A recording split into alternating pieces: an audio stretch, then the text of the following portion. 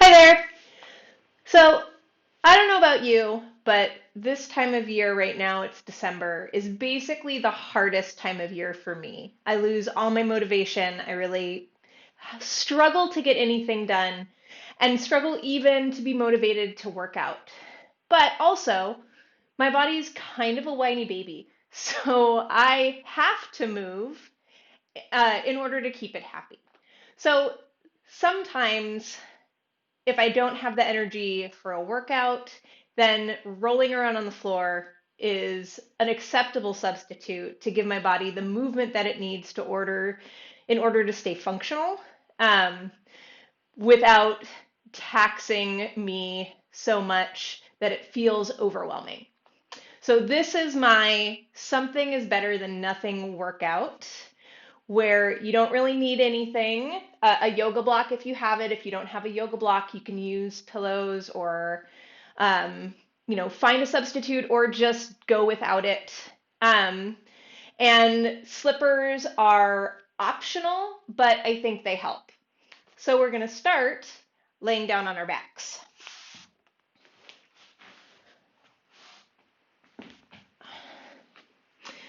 So here on my back, my feet are a comfortable distance apart. My arms can be wherever, right? Because this workout is not about trying to have super good technique or form. It's just about like finding some movement and ease in your body and getting rid of some of that discomfort you might have had if you've been kind of sedentary. So, all those things that you might normally think really hard about, you're not going to worry about too much.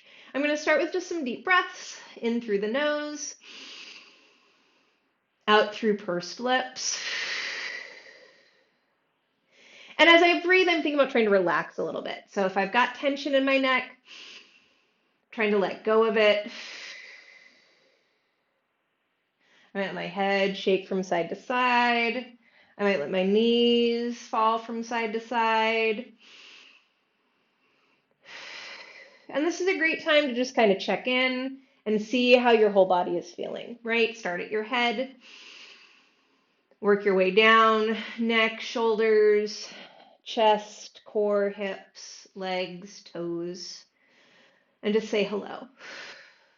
And then we're going to move into some pelvic tilts. So I'm going to start inhaling and then exhaling. My low back lengthens onto the mat. I'm thinking about my pubic bone pulling in towards my ribs. And I inhale and rock out. You can let this movement be as big or as small as feels comfortable. If pushing your feet into the ground to help you curl feels good, then go for it. Right? Again, we're kind of ignoring all of the rules in the sake of finding some comfort. And then I'm going to turn this curl into a bridge. So I'll start exhaling, curling, and then pushing my feet into the ground. I'm going to start small, just hovering my butt, and then coming back down, inhaling and relaxing out of the tuck. And each time I curl and start to lift my hips, I'm going to go a little bit higher.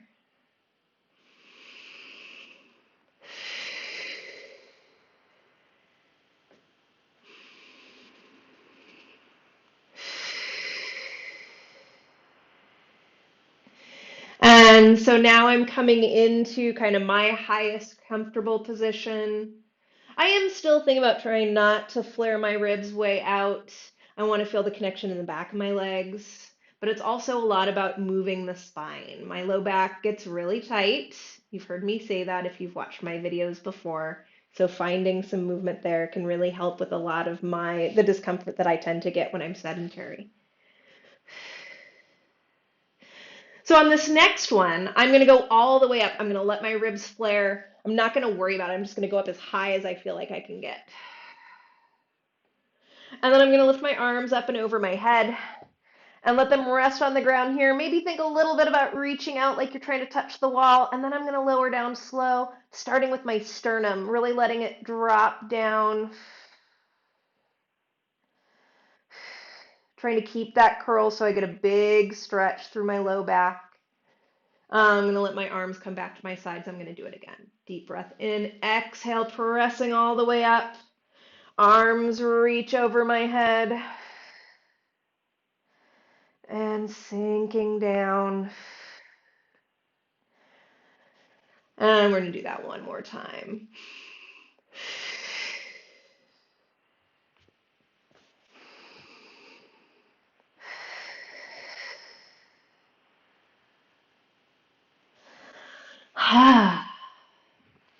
So now I'm going to walk my feet out so they're wider than my mat, or about as wide as my mat, so a comfortable wide distance apart.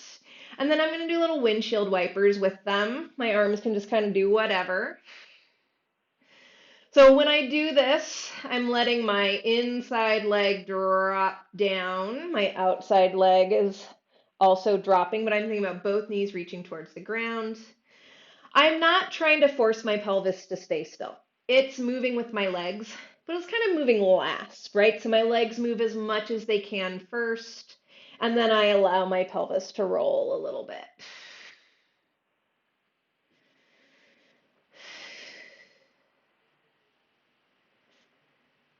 All right. So now, if you have that yoga block, you're going to grab it. If you have something else, grab that. And you're going to stick it underneath your butt. And as you go through this motion, you can adjust the block as you need to, but it's really on my butt and not on my back. We're going to do some more pelvic rocks here, but now we're kind of isolating the movement of the low back so that we can really focus on that. So I'm going to curl again. Think about trying to pull my low back all the way to the mat and relax. For me, my low back gets really tight when I'm not moving. So any amount of extra love it can get is going to be beneficial. Now here I am trying to not do it with my feet, right? So if my feet really want to push, I'm going to try and relax them and think about it happening more from here.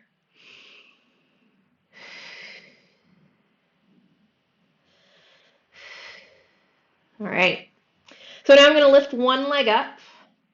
And I tend to just kind of habitually go into this 90-degree angle. In Pilates, we call it tabletop.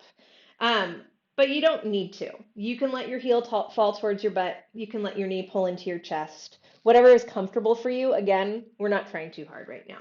So this leg is up. This leg is going to slide away. And I'm just thinking about going as far as I can, getting a big stretch through my hip, and then taking it back in. I like to flex my feet as I do this because then when I'm thinking about pressing it out through my heel, I can get a deeper connection into the back of my leg, which is going to allow the front of my hip to stretch a little bit more. And the block is helping me feel how much I'm wiggling. In order to stretch your hip, you have to keep your pelvis pretty steady, right? So if you're doing a big thing like that, you might feel a nice side stretch, but you're probably not getting so much into your hip flexor. So if you want to be stretching your hip flexors, then think about keeping pretty steady through the pelvis. Hip bones stay still and pointing up to the ceiling, a little bit of core. Hopefully you go a little farther each time. It's hard for me to straighten my knee all the way when I do this, especially when I switch to my other leg, you'll see. But hopefully as you do the motion, you feel each time it gets a little bit easier. And now I'm going to switch legs. So here you can see big difference on how far I can go. Oh, that slipper's getting in the way on my right leg. Now that is my tight side. But as I go through it, I'm able to go a little bit farther. It gets a little easier each time.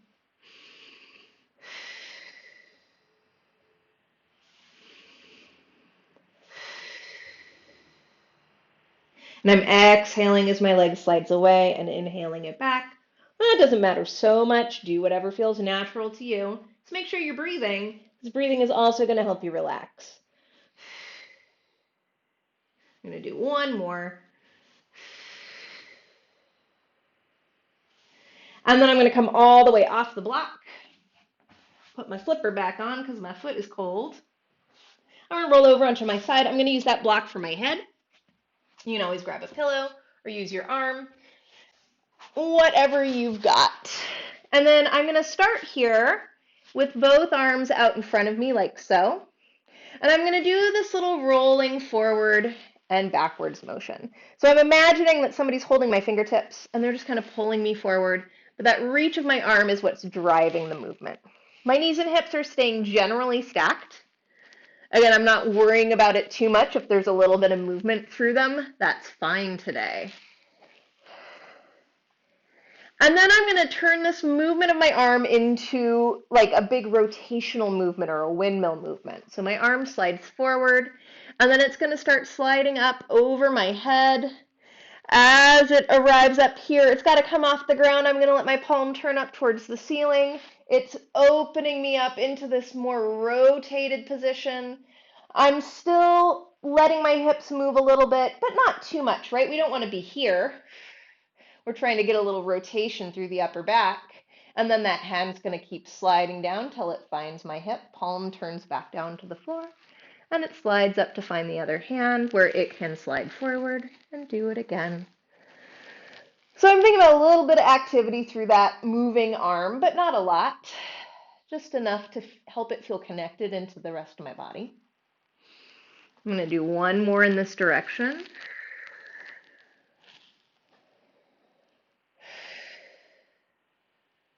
And then I'm going to reverse.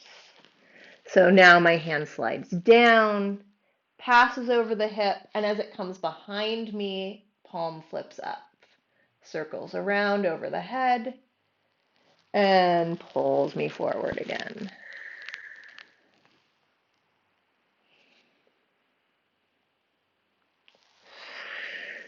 Find a breathing pattern that feels good.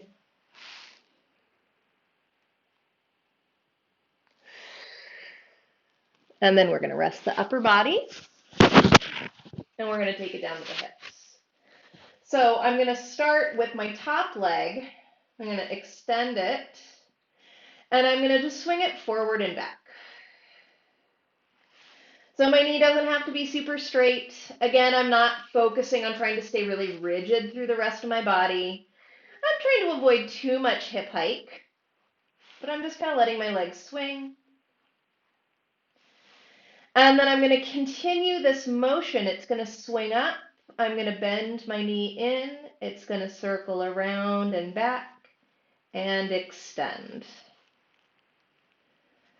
So just kind of making a gentle circle here.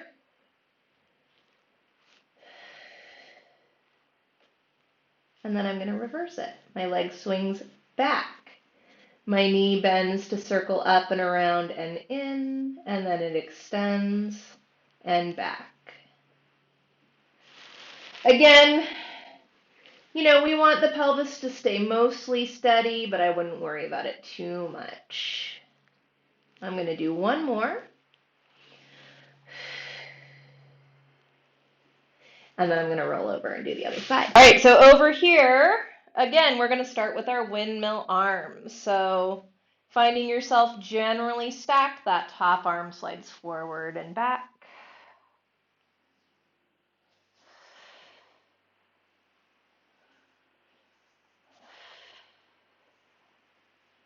And then we'll turn this into the windmill. Arm slides out, circles up and around overhead. Finding that nice open position, and it pulls you closed again.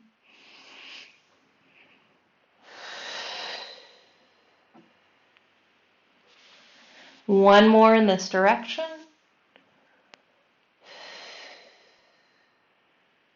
And then reverse.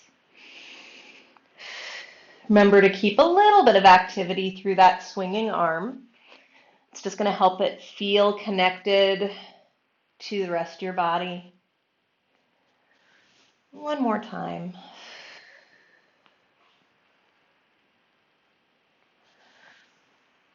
And then I'm going to let my upper body rest, and I'm going to start swinging my leg forward and back.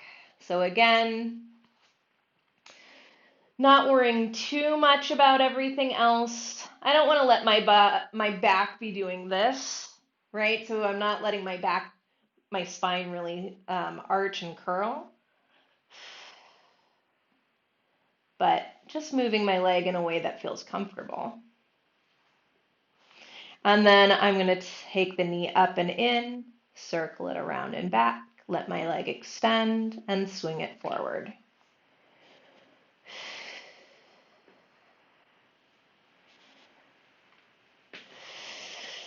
I'm going to do one more in this direction. And then we'll reverse it, swinging it back, around and in, and extend.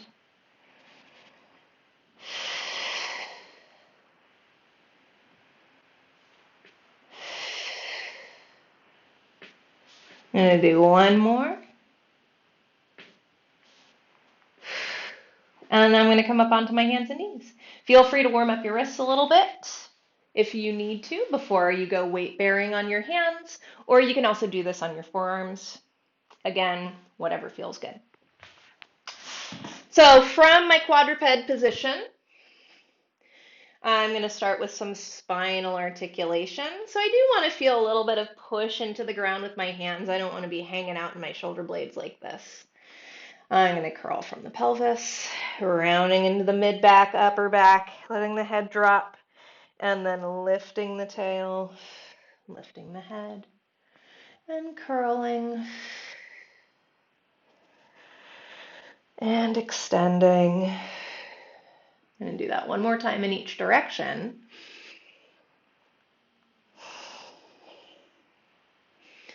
And then I'm going to curl, and while I do that, I'm going to push into my hands. I'm going to let my butt sit all the way back on my heels, and then I'm going to walk my hands farther forward till I'm kind of all the way in a child's pose. I'm going to keep my head down and my back round, and I'm going to round my back and press myself all the way up onto my hands. As I arrive, I'm going to let my hips unfurl. Let my head lift, so I'm in some extension here. Make sure you're not doing this, right? We want to be relaxed, but we don't want to hurt ourselves, and this isn't great. So keep some pressure into the hands. And then I'm going to stick my butt out and keep my head up. I'm going to sit back. And then when I'm back, I'm rounding again. So tucking the tail, head is dropped, unfurling as I arrive, keeping pressure down into the ground. I'm going to do that one more time.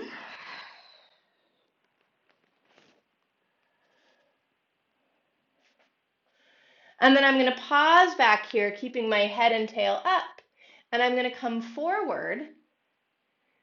Here, I'm going to drop my head, round my back, really pressing into the ground with my hands until I'm all the way back on my heels. Lift my head, lift my tail.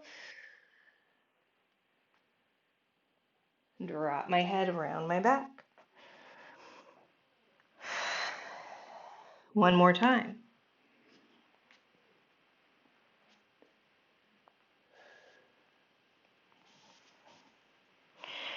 And then sitting back in your child's pose all the way, you can take a couple deep breaths here into your back.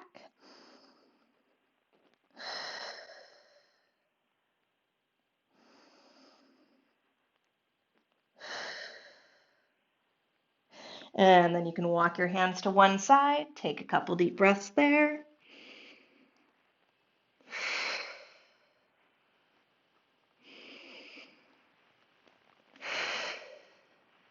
And then walk your hands all the way over to the other side and take a couple deep breaths there.